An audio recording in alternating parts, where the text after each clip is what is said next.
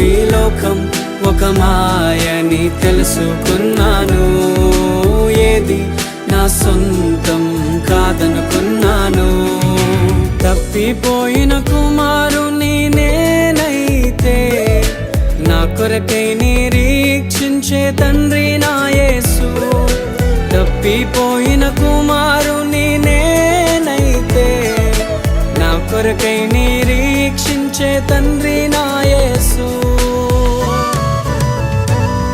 ఈ లోకమంతా నేను వెతకినా నాకు లేదయ్యా ఎక్కడా ఆనందం.